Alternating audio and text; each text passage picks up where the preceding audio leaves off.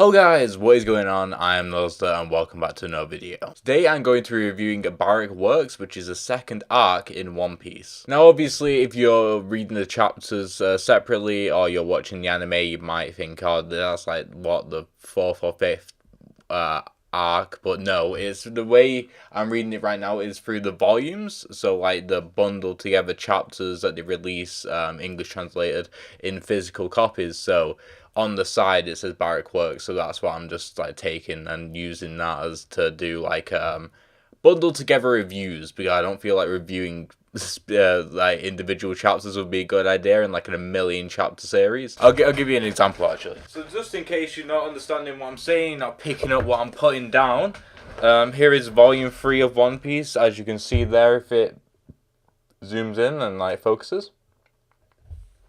Hopefully. Will it focus? Hopefully that focuses. It says East Blue, which is volume 3. And volume 18 says Baroque Works on the side. Hopefully that focuses in for you, and hopefully it's just my preview that's shit. Hopefully. I don't know. But yeah, that's what I go on about when I talk about, and that's how I title the videos when I talk about what arc I'm actually currently reviewing. So to start off with, I want to talk about the main difference between East Blue and Baroque Works. So in this type of manga, you kind of always want to defer to the fighting elements as like, and the kind of like battle manga in like this battle manga, as like whether it's good or not, how good the fighting is. And the main difference between East Blue and Baroque Works is the fighting, and more so the stakes in each fight. What I'm talking about is in East Blue, there isn't this massive figure that you hear about or like you know that people are related to. For example, like Buggy. You just think he's just some random guy. Every single fight in the East Blue is like that. It's just some random person. But in Baroque Works, you know that they're not random. They're all together. They're all working for someone else. So you know that this fight isn't like the main fight. So basically what I mean by that is every time there's a fight, you know it's not the fight. There isn't.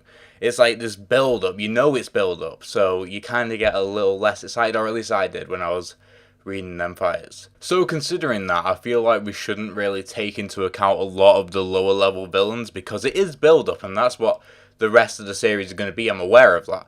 So I think we should just mainly talk about the Alabaster arc inside the Baroque Works arc and Crocodile. So the journey to getting to Alabaster and then being in Alabaster was so long, and I felt like it was like really drawn out.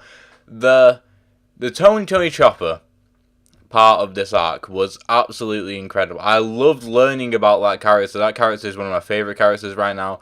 Mainly, it's just is very good comic relief, but also his backstory is incredibly tragic. A lot like everybody's backstory, but it was just so amazing reading that backstory. That was an entire volume, so like what, like 8 chapters.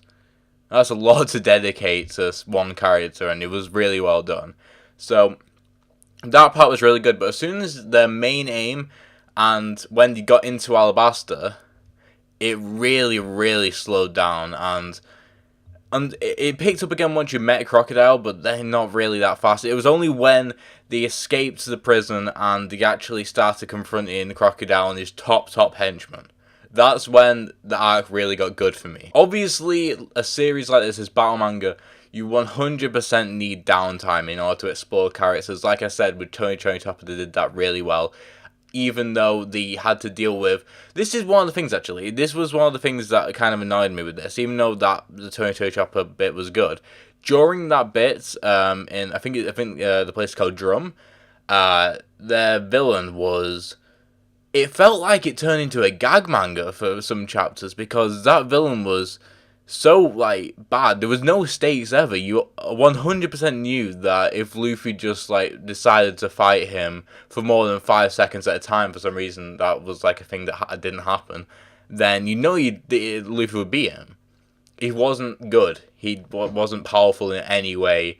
You destroyed him the first time you saw him. It's kind of like what's happening in One Punch Man at the moment, because that definitely is a gag manga, but what they're doing is they're trying to make it more serious in One Punch Man, and it's just not working. The main character is too overpowered, obviously. So when it comes to Luffy, you need an equally overpowered villain in order to fight him, like Crocodile. But the villain in Drum was just so underpowered, and it felt like it turned into a gag manga, and that was really annoying to me. So yeah, moving on to Crocodile, like I said, his fights with Luffy, I think there were 3 in total, were absolutely incredible, especially the final one. It was really, really well done. Luffy finally showing a bit of smarts, even though it kind of felt like it was a bit accidental.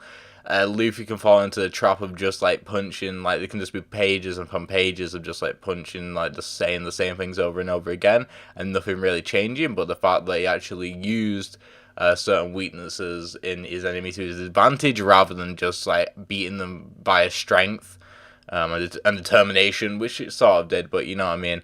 That was really refreshing and really cool to see. Overall, I felt like the character development wasn't as strong in this one because there wasn't, apart from obviously Tony Chopper, the character development wasn't as strong in this one because they've already developed a lot of characters, didn't really develop them anymore, which is fine. But yeah, I mean, Zoro near the end of the Alabaster arc actually got a bit of development, like in order for him to be able to defeat that the guy that ate the dice fruit, which I thought was really cool. I'm excited to see where he goes. If he can, like, hear the different materials and be able to, like, become one with the materials in order to, like, break through them, I feel like that's going to be really cool to explore Zoro's art there, and that's really, like, built everything else up for him in the future, and it's got me really hyped to see more of him. But everyone else has just kind of been the same, really. I mean, Luffy's just Luffy as usual. He's probably one of my least favourite characters. Him and Usopp, obviously. Everybody hates Usopp. But yeah, Luffy is one of my least favorite characters because he's one of the least characters. He just seems like a mechanic to end the fights. So yeah, I don't know. Right at the end, that was so amazing where they put the fists up like that.